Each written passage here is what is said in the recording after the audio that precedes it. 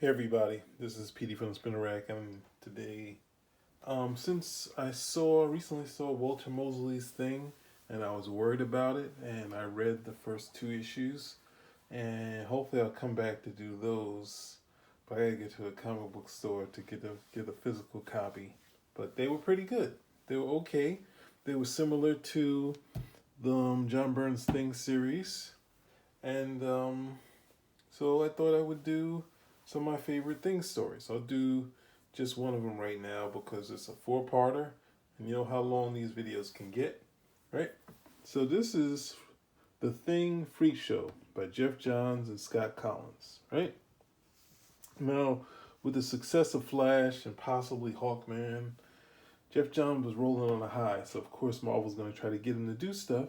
And this is, I think, the first project they did together before the Avengers. And this is right in that sweet spot of Geoff Johns, in my opinion, when I was like, this guy is doing something close to the stuff I liked in the 80s, right?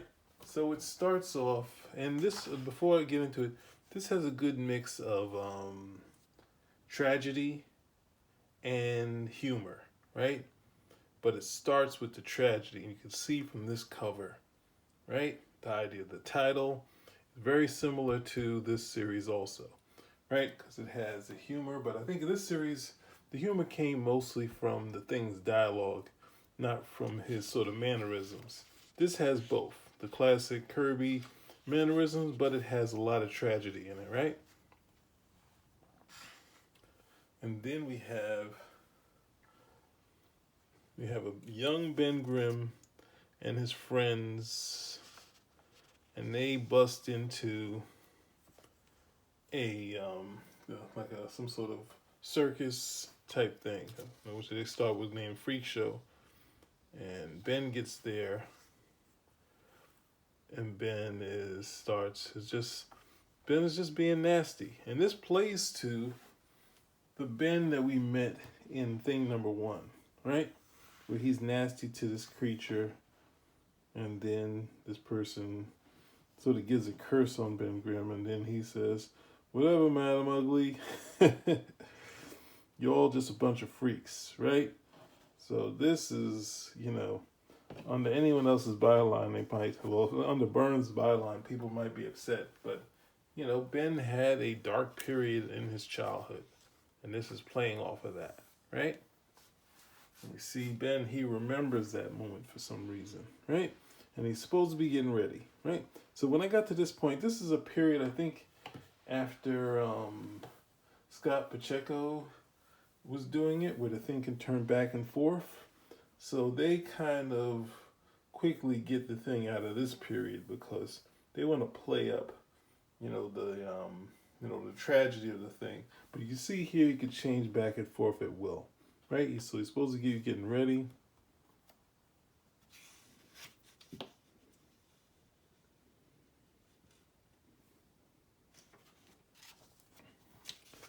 And I think when I got here, I was like, why aren't these guys doing a run on the Fantastic Four? Like, they should clearly be in line, right? And they seem to have a handle of the characters, and Thing is usually the hardest one to do. But they're in this parade for the Fantastic Four, clearly showing how important the Fantastic Four are to New York and the world. And we see something happen to these construction workers, but actually from a criminal. And the Fantastic Four go to work and save the day.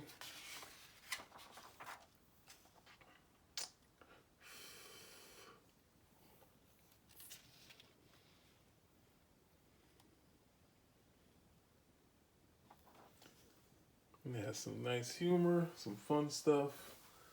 But then as the Thing is making short work of Pile Driver, Wrecker uses something that this is as powerful as, like, it's not as powerful, but close to Thor's hammer.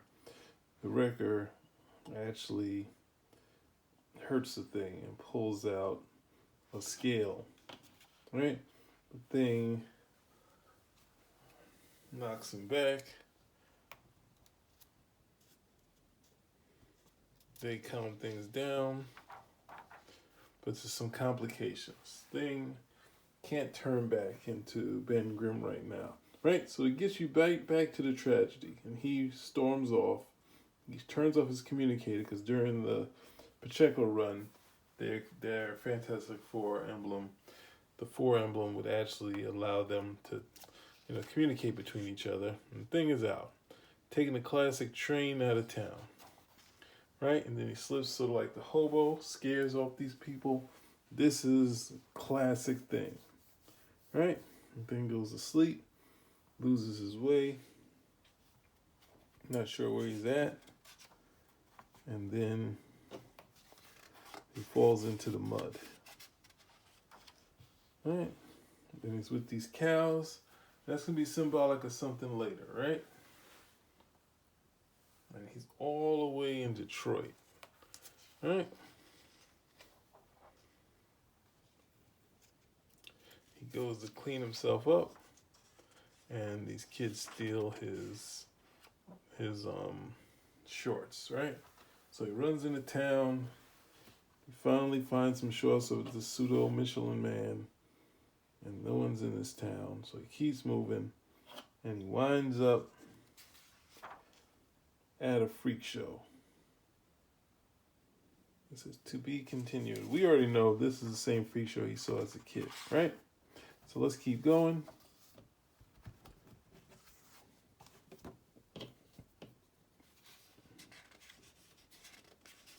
And see, this is playing to the humor. And as I said, the cows are still involved, right?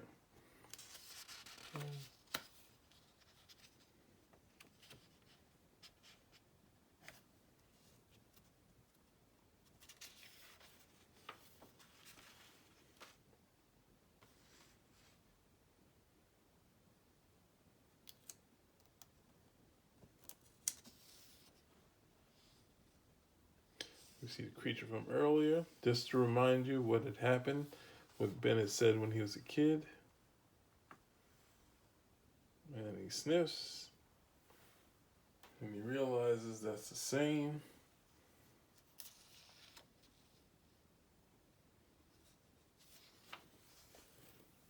Then gets into a fight with his old friends, but it's someone that he insulted when he was a kid, and now he wants payback, right?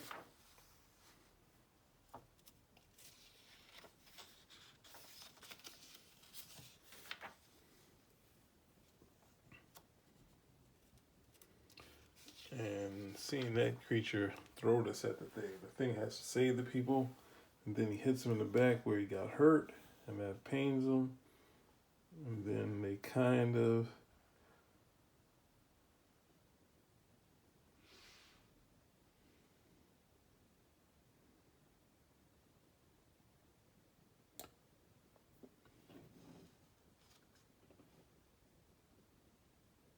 says the thing is an inspiration, right? So he has everybody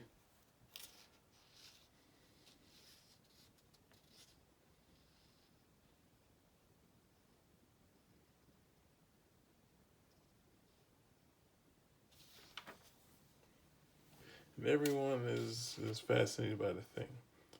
So this is helpful, but we have this ominous look, right? So he goes, they offer him up some food, right? A turkey already ready.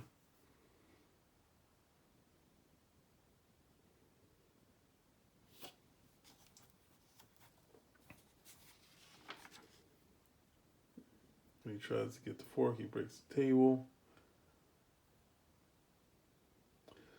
They give him almost a spatula. He eats the potatoes.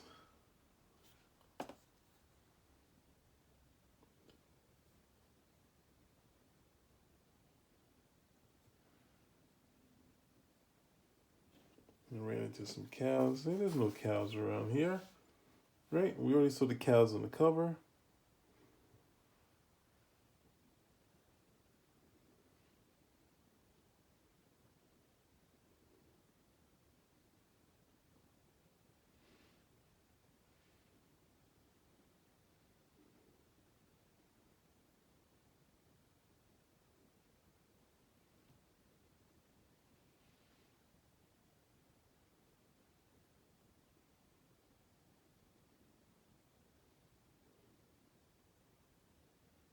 So see, he's calling to task Ben for what he had done before, right? And he's going through everything that happened. I mean, it's almost like Ben paying for what he had done, right? And the thing lost his appetite from everything he's saying. He's thinking about getting out of town.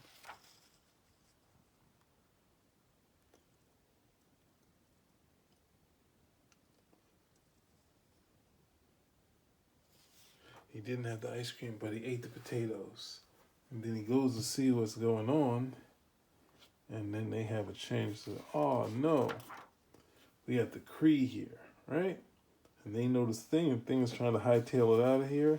And this is cool looking things, but then he's having some sort of stomach ache. And when he gets there, he runs into the cows, right? And then the cows, of course, change into squirrels.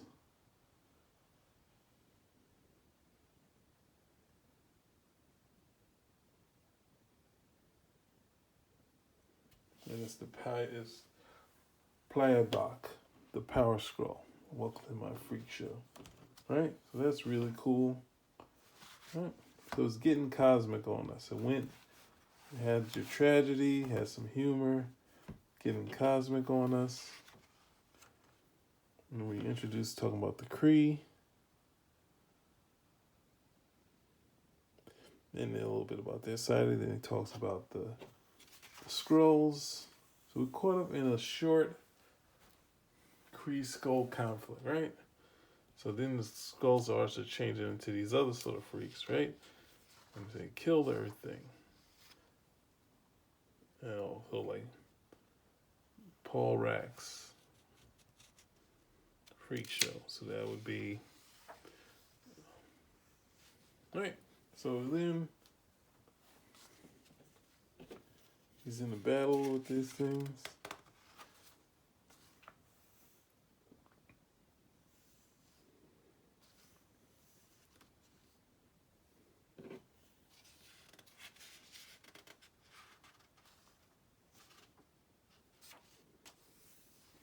And he hurts the thing pretty bad. Right? He uses his electric truck. And then there's a lot of humor in here, but then he throws up. And they already realize what it is, an revolver. And it immediately starts to grow, and it's obviously some sort of weapon that they had. And this is what they gave him to eat, and this is why I guess they wanted to put both of it in him so it could sort of gestate within the thing's body. But then there's the ice cream, right? And this creature's following them. Then they reveal it's a whole bunch of Cree there at the same time, right? So the thing is trying to get out of this town. He's not really interested in the mystery of it. He's trying to find a phone, and then he runs into this creature that knows he and says, "You hurt me, right? You're the boy who pushed me. Look, about saying all that stuff, pushing you down and all. I was really young, you know, and kind of a bad spot in my life. I'm sorry. You're like me now. I'm sorry too." Powerful stuff. This is why don't shy away from the tragedy of the thing, right? So then they start having fun. You can get the humor and that, but it's once again something happened to the ice cream, and then they are going off.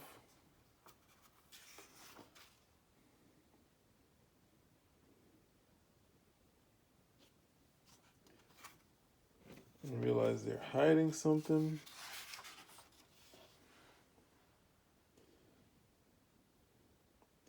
Ben Grimm sees their setup, and they're talking about the baby earlier, and it's actually a baby watcher. And this is really cool. This is getting, so it's interesting that this isn't trying to get the classic early stuff, but this is a cool cosmic type of thing. always call Scott Collins kind of the monthly Geoff Darrow, because of the amount of detail he puts into his wide shots here, right? So now, of course, Ben is ready to protect the baby, right? So let's. Oh my God! I was about to say, I'm at 15 minutes, doing pretty good here, right? This is the finale of the Freak Show.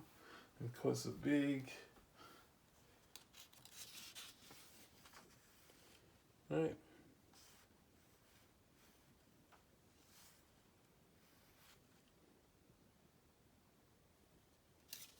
The big scrolls are changing it, everything there. And the baby watcher's in the balance, right?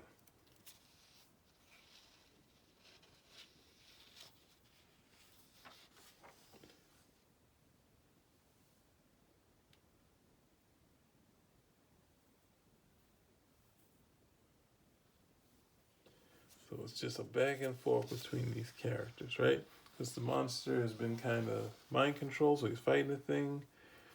We got this evolver that's doing its thing. And then the thing, while all these guys are battling, thing gets the baby out of here somehow, right? Power Scroll's trying to kill all these guys. And then while they're trying to get out of town at the cafe they were just at, this monster comes out of here and thing deals with that. There's actually the evolver on it. And once he breaks it, he goes back to what it was, right? The staff that they had.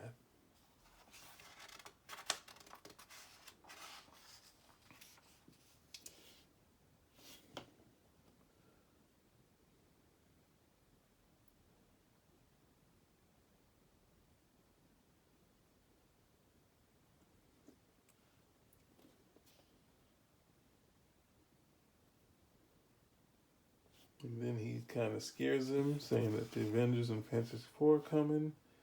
And he passes them back their revolvers and they shuttle out. Cool spaceship, right? But at the same time, they've captured the Power Scroll, right?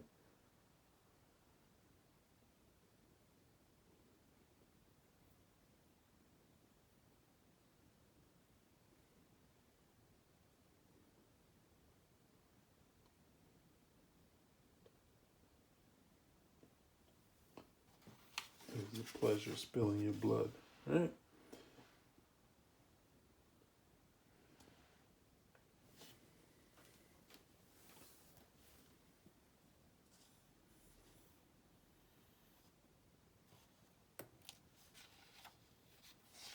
He said, why didn't you help? Because the baby's forbidden to. Then the other watchers come to claim it, right?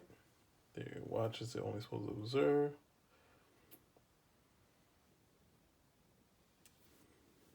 And they didn't get involved because they know Ben could handle it, even though he didn't handle it in a conventional way.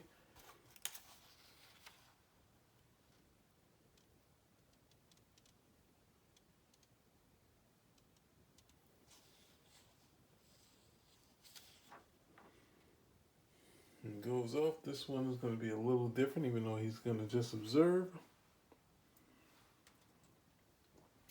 He makes it to the train.